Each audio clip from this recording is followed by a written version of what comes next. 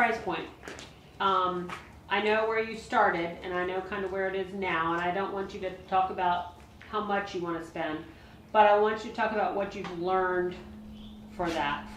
What you think horses are worth. Talk to me about price point, and talk to me about what, maybe we'll do some examples like the value, because it's so totally different for a specific horse.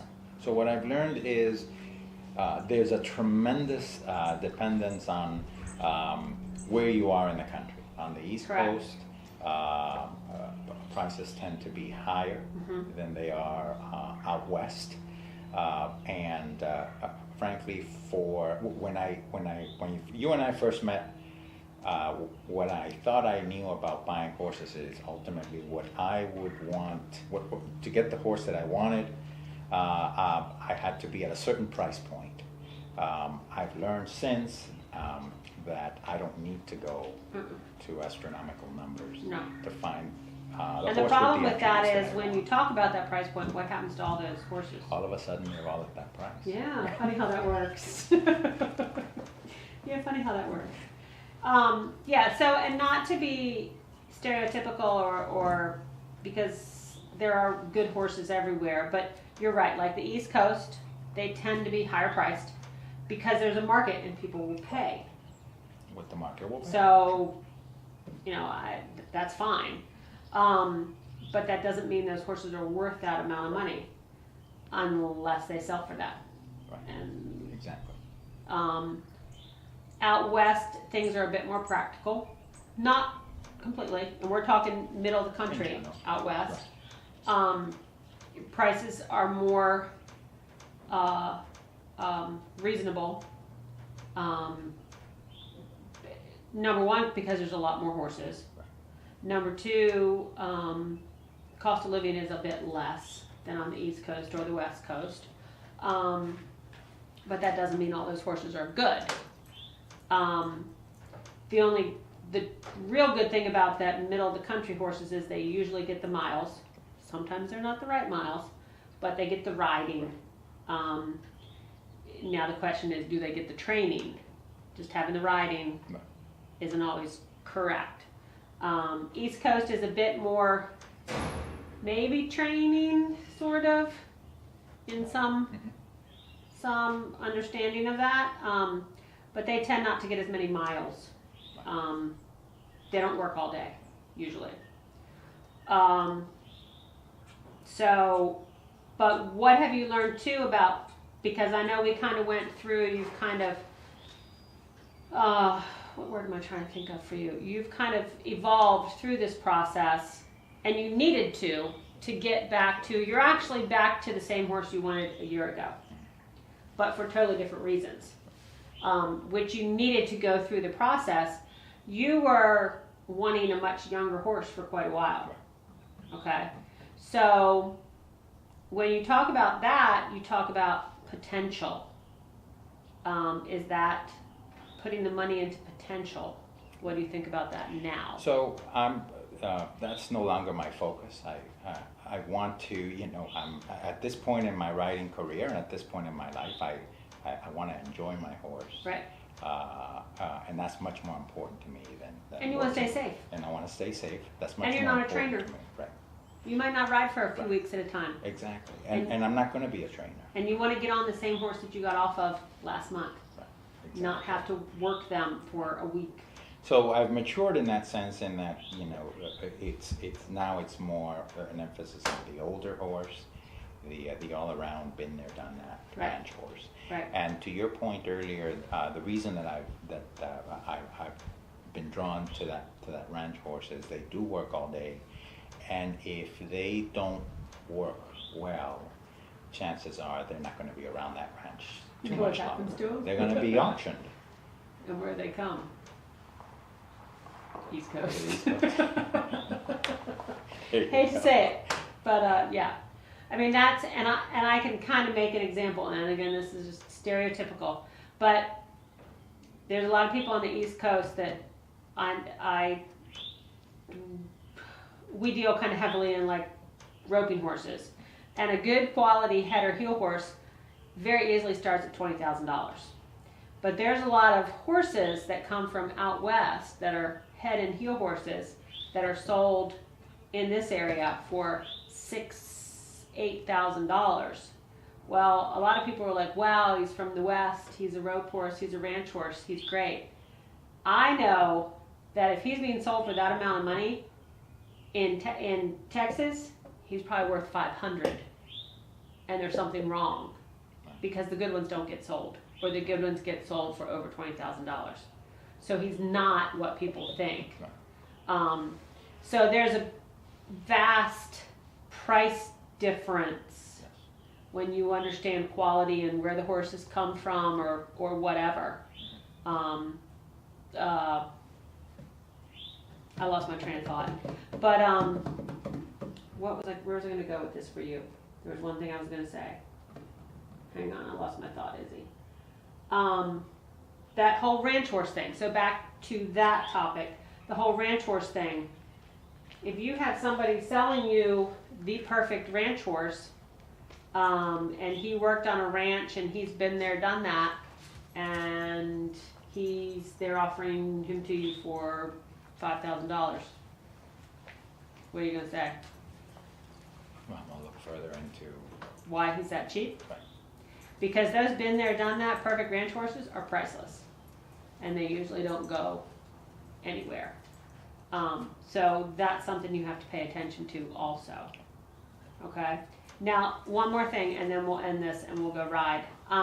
Since you're back to wanting to been there, done that older horse, how do you feel about maintenance, health maintenance? At the time that I initiate the transaction, I would rather not have that requirement. In other words, at the time that I buy the horse, I want the horse to be healthy and not require any maintenance. If in time after I buy the horse that develops, well, he's my equine partner, I'm going to take care of him for the rest of his life. Okay, so we're going to talk about this. So if you find the perfect horse and he needs to be injected, or he needs penisan or something like that, you would pass him up? Yeah, and that's not the horse's fault. That's more my Why would you pass that up? Because the horse is coming with a condition, and that immediately spooks me. Why? I want to know this. I'm not. See, it doesn't spook me. But why would you? If you had a horse that has been there, done that, the perfect ranch horse. All right, let's use one of my horses. Okay, let's use Nikki. She's 20 years old. 20, 2, 0. Okay. If she was the perfect horse for you, but I told you I give her penisan 3 times a year, would you care? As of right now, yeah, that would concern me. So that's where your search is going to be super duper limited. So right there, your search was really good up until this point. Because what if? So now you're back to looking for the perfect physical, the perfect physically fit horse, older horse that has had a lot of miles put on it. You're never going to find it. Never ever. You're going to find the perfect horse, and then you're going to kill it with that requirement. Okay? You do need to think about that. Maintenance is not a bad thing. Everything should be maintained. Would a horse on maintenance pass a pre-purchase exam? Pre-purchase doesn't matter. They can pass or they can fail. That doesn't mean you buy or you don't buy. It means, remember we talked about this a lot with the pre-purchase, and I'm a huge, number one, you have to be knowledgeable. Sure. Or have somebody knowledgeable to tell you the pros and cons. I'm not against pre-purchase. But pre-purchase is showing you everything negative. So if this is a weird example, but it's the best thing I can find. If your wife saw this video and she was done with you, I did correct myself. If she was done with you and so you had to find a new wife, you're older now, okay? And your new wife, you found this perfect wife, but she said you have to pass a physical beforehand. How would you fare? You don't have aches and pains? Yeah. You don't have some health issues that you maintain? Does that make you any worse of a person? No, you're right. You have a point. Exactly. You can't judge. Now, if it's something bad, yeah. If the horse is crippled, whatever. So there are two showstoppers from a medical perspective. There are two from a health perspective. There are two showstoppers on my list only. What? The showstoppers are any history, any slight or direct history of laminitis, and any slight or direct history of colic. That's an immediate showstopper. What if something random happened and the horse got into some really green grass and had a gas colic? You'd say no? After I bought him, or no, before. And the owner told you about it.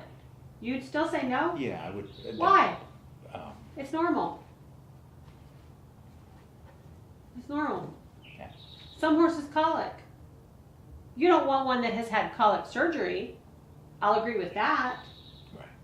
You don't want a horse that has had an impaction and has had surgery. Right. I wouldn't want to go down that path. But if they've had a colic episode here or there, you would say no? What if it was maintenance? What if it was how the previous owner maintained the horse and that's it? Right. So you're judging the horse on the owner's knowledge? Right. I guess. So you're telling me that if a horse colicked and it was a maintenance issue, like they didn't give enough hay or they didn't give him enough water in the winter or something like that, that's easily fixable, you would turn that horse down because of that reason?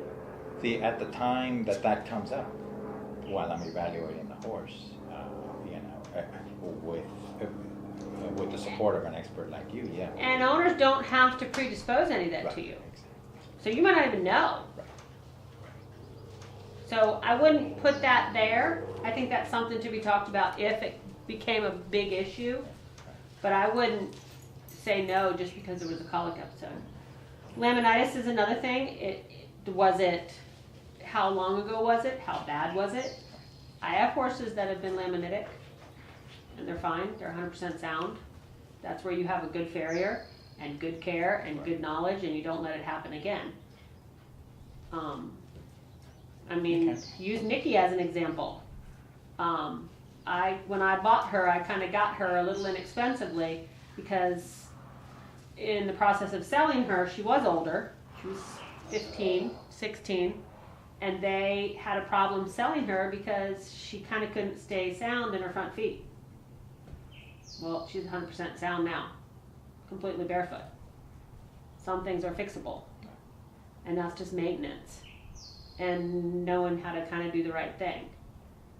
This is a good discussion because I hadn't thought about it. Yeah, The horse on maintenance. You gotta find the perfect horse for you. And if that horse has some maintenance problems or maintenance things that are easy to take care of, I wouldn't say, exactly. I would not say no, because you're always gonna be looking for that perfect horse. And it's never gonna happen at all. You will not find the perfect horse, at all. So yeah, you need to be a little more flexible, I think, a little flexible in your thinking there. Okay. That doesn't mean if the horse has a major issue, you buy it. Right. I think you just, on an individual basis, you don't say, well, I won't take this and I won't take that. Okay. It's an individual That makes thing. sense. Okay? Case by case. Yeah, most definitely. Like what if, don't even want to go there. Like, would you want x-rays? No. There was a point in time where depending on the price I was paying, yes, but no. Okay. My price point now, I would not want x-rays. I would not need it to close the transaction. Okay. What about if you're looking at an older horse? Would you, again, see that's where you're making these statements, and I guess I'm just making my point again on this health thing. You're making the statement that no laminitis, no colic, but then you're not going to do x-rays. So what if the horse has like fused hocks or something? You're never going to know. And you buy it, and you still have to maintain it. So that's where you need to kind of pay attention. Like we looked at a few horses the other day. You sent me a few videos. And what was the first thing I said? That one of them was lame. Yeah, hocks. And Older, hocks. it was invisible to me. Yeah. How are your knees? Right. You're older. How are your knees? Not the way it is. Exactly. Neither are mine. But you still get around. You still can do your job. So you don't rule out completely. You make sure you can deal with that health issue, and it's okay to maintain it. Because I got young horses that I maintain with some kind of joint supplement or whatever, just to keep them healthier. Okay. Any other questions? No. I'm good. I mean, you think you're good with where you're going now? Yeah. Okay. How hard do you think it's going to be able to find your perfect horse? I'd like to find it this year. So I'm excited that will happen. How long, let me ask you this, because you've kind of, and you've needed to do this. One more question, and then we'll be done. You've kind of needed to do this. And we're of two different thought patterns here. I'm not a shopper for anything. When I see what I want, I take it. Okay? If I see a horse I want, I buy it. Right. I don't think about it. Right. I know it's the one I want. Right. And I think that's going to happen with me. When I find the horse for me, I'm going to know it, and I'm going to close the transaction. Okay. Okay. And I've come close, but as you know, I run my own company and have a lot of senior clients in the corporate world, and I will take on a client or not depending on how I feel about them and the potential relationship. It's going to be the same thing with my horse. I'm going to feel it, and are you going to feel it emotionally? We're going to talk about this emotional I'm going to feel it intellectually, and to be or honest are you just with you, know? I'm going to know. I'm going to feel it also. That whole emotional thing, how's that work for you sometimes? It's tough, but you know, I'm Latin, so that plays a part in everything I do. Well, you're like you know, multiple other clients too. and so a little too emotionally. But I will know. Okay. And I'll be able to close the transaction and take that horse. Okay. Awesome. Sounds good.